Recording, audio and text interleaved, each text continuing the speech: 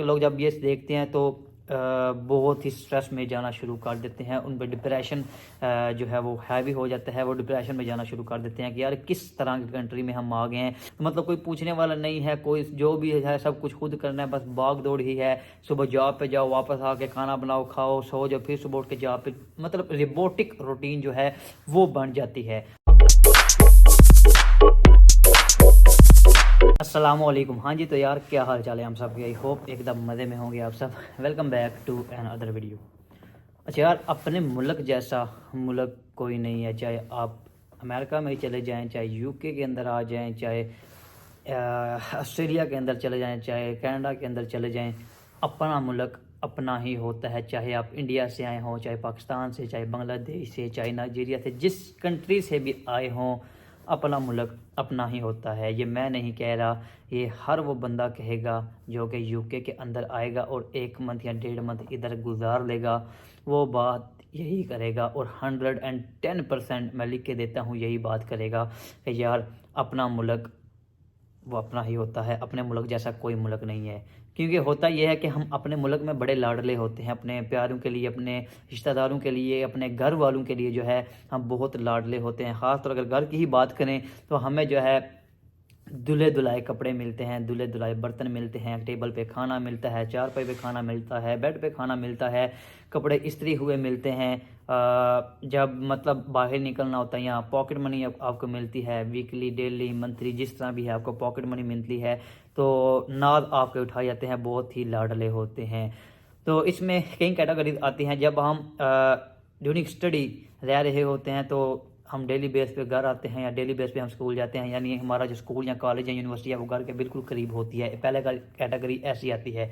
दूसरी कैटेगरी ऐसी आती है कि यूनिवर्सिटी या कॉलेज थोड़ा दूर होता है, हमें हॉस्टल में रहना पड़ता है। तो हम हॉस्टल में जो है वो खुद खाते हैं, पकाते हैं, या फिर बाहर से खाना पकाते हैं, कपड़े वगैरह खुद धोते हैं या बाहर से धुलवा लेते हैं। तो तीसरी कैटेगरी आती है जो कि स्टडी से फ्री हो चुके होते हैं, उनका दरमियान में गैप होता है, वो किसी प्रैक्टिकल लाइफ में आ चुके होते हैं, जॉब वगैरह अपनी कर रहे होते हैं, चाहे वो घर के करीब हो, चाहे वो घर से दूर हो, किसी हॉस्टल में, किसी दूसरे सिटी में वो जॉब कर रहे होते हैं। तो इन सारी कैटेगरी में से सारे ही जब इनमें से इधर आते हैं, मैं यूके की ही बात करता हूँ, जब यूके के अंदर आते हैं तो शुरू में सारी बात है कि एक्साइटमेंट होती है कि यार यूके में आ गए हैं, लंदन में आ गए हैं। लोगों का ड्रीम होता है भाई, यूके लोगों का ड्रीम है कि हमें यूके का वीज़ा मिले। नहीं मिलता लोगों को वीज़ा, तो आप खुशकिस्मत होते हैं कि जो लोग इधर आ जाते हैं। लेकिन होता यह है कि जब हम इधर आते हैं तो अगर तो मेरी तरह कोई फ्रेश होता है जो रिसेंटली जो है अपने मतलब डेली बेस पे घर से अपने यूनिवर्सिटी स्कूल जाता था, डेली घर पे आता था, जो मतलब सीधी बात है घर पे जो लाडला था, खाना पकाया, कपड़े इस्त्री हुए, बर्तन धुले हुए मिलते थे। जब हम इधर आते हैं तो 1 महीना जब गुजरता है, जब रूटीन हम देखते हैं प्रैक्टिकली कि डेली खुद ही आके हमने घर पे अपना खाना बनाना है, खुद खाना पका के, खुद बर्तन धोने हैं, बर्तन वॉश करने हैं, कपड़े धोने हैं, कपड़े इस्त्री करने हैं। कोई हमें किसी बंदे ने नहीं पूछना कि भाई क्या सीन है, कपड़े इस्त्री हुए हैं नहीं, खाना खाया है नहीं, बर्तन धुले हुए हैं नहीं, या क्या सीन है, तबीयत ठीक है, ख़राब है, कोई हमें कोई बंदा भी नहीं पूछता। तो जो मेरी तरह के लोग जब ये देखते हैं तो बहुत ही स्ट्रेस में जाना शुरू कर देते हैं, उन पर डिप्रेशन जो है वो हैवी हो जाता है। वो डिप्रेशन में जाना शुरू कर देते हैं कि यार किस तरह की कंट्री में हम आ गए हैं कि मतलब कोई रिस्पेक्ट क्या, जब घर वाले नहीं होंगे, किसी ने रिस्पेक्ट आपकी क्या करनी है। तो मतलब कोई पूछने वाला नहीं है, कोई जो भी है सब कुछ खुद करना है, बस भाग दौड़ ही है। सुबह जॉब पे जाओ, वापस आके खाना बनाओ, खाओ, सो जाओ, फिर सुबह उठ के जॉब पे, मतलब रोबोटिक रूटीन जो है वो बन जाती है। तो बहुत ही मतलब ना डिप्रेशन में जाना शुरू हो जाते हैं रेस्टोरेंट जो। फिर दूसरी बात करते हैं जो कि हॉस्टल में रहते हैं, उनको थोड़ी बहुत आदत होती है खाना वगैरह जो है बाहर से खाने की, या अपना खुद बनाने की, या कपड़े धोने की। लेकिन वो भी जो हैं इधर की जो लाइफ है वो पाकिस्तान से जब अपने मतलब किसी दूसरे सिटी में रह रहे होते हैं उससे बहुत ही टफ होती है। उधर जब पाकिस्तान में रहते हैं दूसरे सिटी में, वो हमें पता होता है कि हम 1 हफ्ते बाद अपने घर में जाते हैं, या 2 हफ्ते बाद, या महीने बाद हमने घर जाना ही जाना है। लेकिन जब इधर आते हैं तो इधर दूर दूर तक 1 साल 2 साल तक कोई सीन नजर नहीं आता कि भाई हमने घर भी जाना है। तो इसलिए जब इधर महीना 1.5 महीने गुजर जाते हैं तो उनकी भी सेम यही सिचुएशन होती है कि भाई कैसी ज़िंदगी आ गई है, क्या करना है। और तीसरी जो कैटेगरी है वो प्रैक्टिकल जो है, जिनका गैप होता है, जो कि प्रैक्टिकल फील्ड में ऑलरेडी आ चुके होते हैं, जो काम करना स्टार्ट कर चुके होते हैं, तो उनकी भी कुछ इसी तरह की ही सिचुएशन होती है, क्योंकि लाइफ थोड़ी सी और तरह की हो जाती है। यानी उधर तो उनकी है, जॉब करते हैं, लेकिन फिर भी शाम को घर आ जाते हैं, खाना बना बनाया मिल जाता है। लेकिन इधर जो है फिर उन्होंने भी अपना खुद ही खाना बनाना होता है, कपड़े धोने होते हैं। इधर जो मेहनत है वो भी पाकिस्तान से डबल होती है। पाकिस्तान में ये होता है कि 9 to 5 अगर हम जॉब करते हैं तो उसकी मंथली जो है हमारी सैलरी आती है, तो हमारा सेम सर्किट जो है वो चल रहा होता है, एक प्रॉपर प्लान बना होता है कि इधर इतने पैसे इधर दे देने हैं, इतने इधर देने हैं, इतने इधर देने हैं। वो एक निज़ाम चल रहा होता है, हमें कोई टेंशन नहीं होती कि यार हमारा ओवर टाइम बच रहा है तो मैं कहीं पे लगा लूँ, वो कोई टेंशन नहीं होती। लेकिन इधर आपको पता है कि आवरली आपको पैसे मिलने हैं, तो जब आप इधर आते हैं तो आप ये सोचते हैं कि यार मुझे एक अपॉर्चुनिटी मिली है तो मैं और ज़्यादा काम कर लूँ, जितना ज़्यादा काम कर लूँगा उतने ज़्यादा पैसे आएंगे। कहाँ के कोई बंदा ये ना कि यार ये यूके में गया तो इसने कुछ बनाया नहीं, तो इंसान के अंदर और लालच आता जाता है, तो उसको देख के वो फिर और डबल मेहनत करता है। तो जब ये डबल मेहनत करता है फिर घर में जाकर खाना बनाना, सोना, मतलब रूटीन वही बन जाती है, तो वो भी यह सोचता है कि कैसे मैं कंट्री में आ गया हूँ।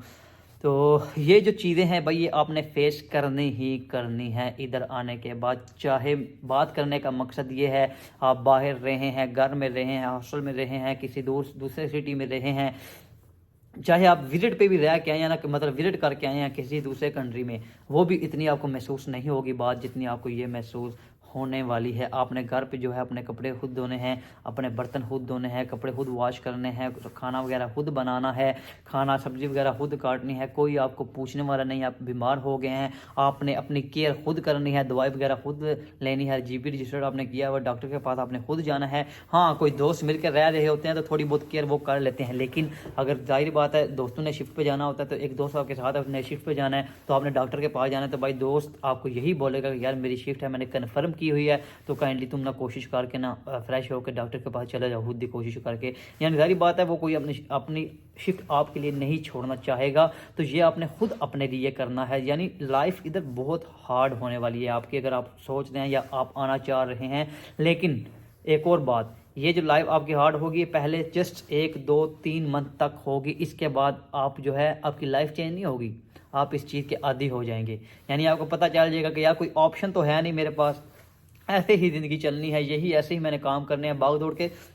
आप इस चीज़ के आदी हो जाते हैं, फिर इस चीज़ को आप अपने अंदर अडॉप्ट कर लेते हैं, तो आप इस चीज़ के मुताबिक चलते जाते हैं, आप इस चीज़ को फिर इंजॉय करना शुरू कर देते हैं। और इस तरह ये होता है कि जब आप नए नए आए होते हैं, जब आप मतलब होम सिकनेस होती है, सब कुछ होता है, तो इसमें जो है वो तब इसके आपके दोस्त बन जाते हैं, आप में कम्युनिटी में बाहर निकलते हैं, आपको चीज़ों का पता चल जाता है कि इधर ये है, इधर वो है। फारग टाइम में पहले आप घर पर बैठे रहते हैं, जब आहिस्ता आहिस्ता टाइम पास होता है तो आप कहते हैं कि यार घर में बैठना, तो बाहर बंदा घूमे फिरे, आपको चीज़ों का पता चल जाता है, आप टाउन में निकलते हैं, घूमते फिरते हैं, खाते पीते हैं, दोस्तों के साथ गपशप लगाते हैं, रात को दोस्त इकट्ठे होते हैं, आप इस चीज़ को इंजॉय करना शुरू कर देते हैं, आपकी लाइफ इंजॉयमेंट बन जाती है। लेकिन जो स्ट्रगल है वो पहले 1-2-3 मंथ जो है वो आपको फेस करनी ही करनी है।